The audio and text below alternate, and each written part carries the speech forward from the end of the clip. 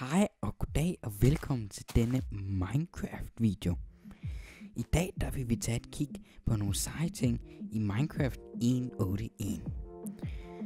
Så, den allerførste ting som jeg er meget stolt af at have lavet, det er denne sticky piston, der kan skubbe en blok op i luften, og det skal være en uldblok. Fordi som I ved, så kan piston ikke skubbe andet end en uldblok op i luften.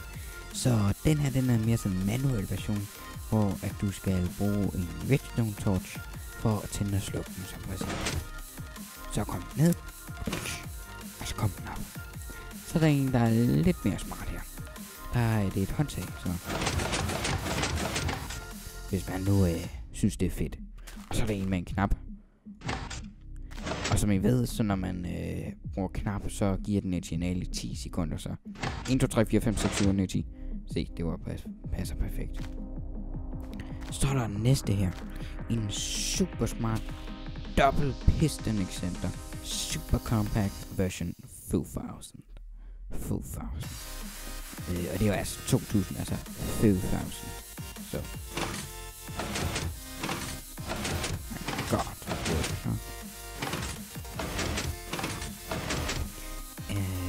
Og hvis du gerne vil faktisk have den til at virke, så gør du bare sådan her.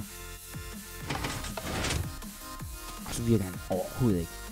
Er det ikke en fed feature?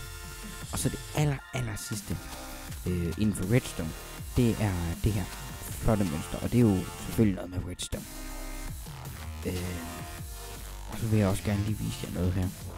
I ved, sand. Hvis jeg lige finder det herinde, min super smarte kreativ med det. Sand, det har ikke det benytter ikke tyngdekraft i Minecraft, ligesom alle andre blokke. Altså græs, tyngdekraft gør, at det ikke falder ned, og tyngdekraften, som der er på sand, gør, at der er ikke tyngdekraft på sand. Se her. Se, så falder den ned, fordi der ikke er tyngdekraft på. Og så er der jo så til dem, der ikke har en særlig god computer. I ved, FPS'en lige nu, der kører den ved lethed 60 fps på min sådan gammel computer fra år 2000, som I kan se.